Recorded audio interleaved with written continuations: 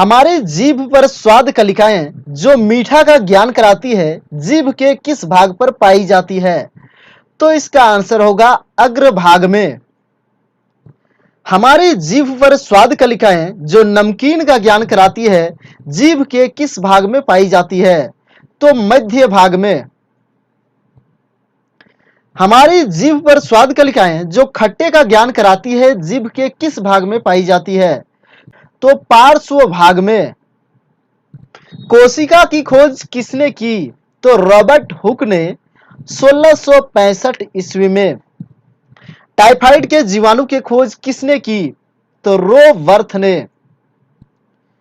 Robert Hooke ने अपनी किस पुस्तक में कोशिका का नाम दिया? तो माइक्रोग्राफिया। मधुमक्खी पालन को क्या कहा जाता है? तो एपी कल्चर। मछली पालन को क्या कहते हैं? तो फीसी कल्चर। रेशम कीट पालन को क्या कहते हैं? तो सेरीकल्चर। सर्पों के अध्ययन को क्या कहा जाता है? तो ऑफियोलॉजी। पुष्प विज्ञान के अध्ययन को क्या कहते हैं? तो एंथोलॉजी। खारे नमकीन जल में कौन सा पेड़ उग सकता है? तो मैंग्रोव। जीनोम चित्रण का संबंध किसके चित्रण से है? तो जीन्स। एजोला नील हरित शैवाल एवं अल्फा अल्फा किसके रूप में प्रयोग होते हैं? तो जैव उर्वरक के रूप में। कौन एक आंख से आगे की ओर तथा उसी समय दूसरी आंख से पीछे की ओर देख सकता है? तो गिरगिट। कृषि की वह शाखा जो पालतू पशुओं को चारे, आश्रय, स्वस्थ एवं प्रजनन से संबंधित होती है, उसे क्या कहते हैं? तो पशुपालन या एनिमल हस्बेंड्री। वृद्धावस्था के अध्ययन को क्या कहा जाता है? तो जेरेंटोलॉजी। जनसंख्या एवं मानव जाति के महत्वपूर्ण आंकड़ों के अध्ययन को क्या कहते हैं? जनांकीकी। एक जलीय पौधे को क्या कहा जाता है? तो हाइड्रोफाइट कहा जाता है। चावल की फसल के लिए कौन अच्छे जैव उर्वरक का कार्य करता है? तो नील हरित शैवाल। कौन सा कीड़ा अपने जीवन चक्र के कोशित चरण में वाणिज्यिक तंतु पैदा करता है? तो रेशम का कीड़ा। एक वयस्क मनुष्य के प्रत्येक जबड़े में कितने दांत होते हैं? तो 16। उत्परिवर्तन का सिद्धांत को किसने दिया था? तो ह्यूगो डी व्रीज ने। मनुष्य में अवशेषी अंग क्या है? तो कर्णपल्लव पेशियां। प्याज की खेती कैसे की जाती है? तो पौधे प्रत्यारोपण करके। इफेड्रिन औषधि का उपयोग किस रोग में होता है? तो अस्थमा में। प्रखनली शिशु यानी टेस्ट ट्यूब बेबी उत्पन्न करने की तकनीक का विकास किसने किया था? रॉबर्ट एडवर्ड्स और पैट्रिक स्ट्रेप्टो ने। निर्जलीकरण यानी डिहाइड्रेशन से बच्चे के शरीर में साधारणतः किसकी कमी हो जाती है? तो जल एवं सोडियम क्लोराइड की। एक्यूपंक्चर क्या है?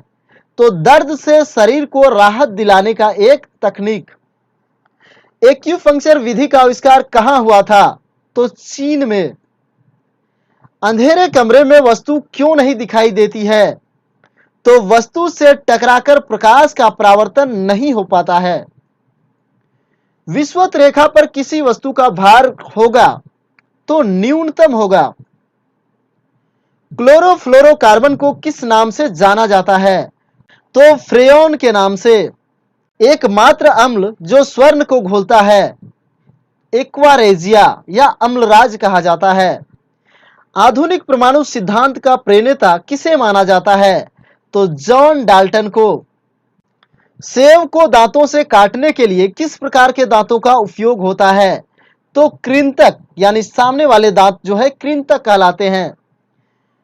कौन से दो रंगों को मिश्रित करने से हरा रंग तैयार होता है? तो बैंगनी और नारंगी। डीएनए का अभिप्राय है तो deoxy ribo nucleic acid. RNA का अभिप्राय है तो राइबो न्यूक्लिक एसिड। लोलक का संचालन क्या कहलाता है? तो दोलन गति। पित्त किससे निकलता है यानी पित्त रस किससे निकलता है? तो यकृत से। डीएनए के सामान्य तत्व कौन कौन से हैं?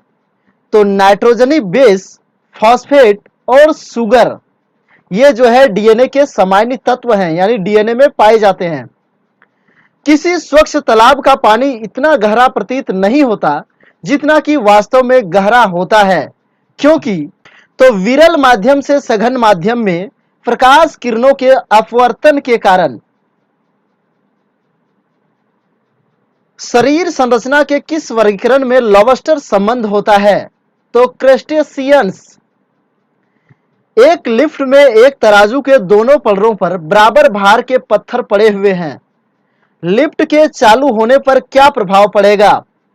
तो कोई प्रभाव नहीं पड़ेगा।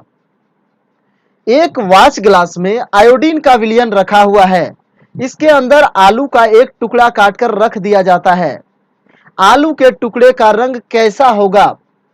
तो जो है नीला होता है, यानी कटे हुए आलू में जो है स्टार्च उपस्थित होता है, और स्टार्च पर जब आयोडीन का विलयन डाला जाता है तो जो है उसका रंग नीला हो जाता है। मनुष्य में हीमोग्लोबिन के अणु से ऑक्सीजन के कितने अणु बंध सकते हैं? तो 4 अणु। भारहीनता की स्थिति कब होती है? तो प्रभावी गुरुत्वाकर्षण शून्य होने पर। प्रकाश संश्लेषण की क्रिया में प्रकाश ऊर्जा किस ऊर्जा में परिवर्तित होती है? तो रासायनिक ऊर्जा में। समतापी प्राणियों में ताप का नियमन करने वाला मस्तिष्क केंद्र क्या कहलाता है? तो हाइपोथैलेमस जो है शरीर में ताप का नियंत्रण करता है। मृदा को नाइट्रोजन से भरपूर करने वाली फसल कौन सी है? तो मटर की फसल। मस्तिष्क का जो भाग बुद्धि का भाग कहलाता है उसे वैज्ञानिक भाषा में क्या कहा जाता है? Cerebral hemisphere. नदी में जल प्रदूषण किससे मापा जाता है? तो पानी में घुली हुई ऑक्सीजन की मात्रा से। शिशु का पितृत्व स्थापित करने के लिए किस तकनीक का प्रयोग किया जाता है, यानी उसके पिता का पता लगाने के लिए? तो डीएनए फिंगरप्रिंट का। नमकीन क्षेत्रों में होने वाले वनस्पतियों को क्या कहते हैं? हेलोफाइट्स। पौधे का कौन सा भाग श्वसन करता है? तो पत्ती। एक परमाणु के 19 प्रोटॉन और 20 न्यूट्रॉन है, उसकी द्रव्यमान संख्या क्या होगी? तो जो है द्रव्यमान संख्या में प्रोटॉन की संख्या और न्यूट्रॉन की संख्या को जोड़ दिया जाता है, तो इस तरह से 19 और 20 मिलकर जो हो जाएगा 39।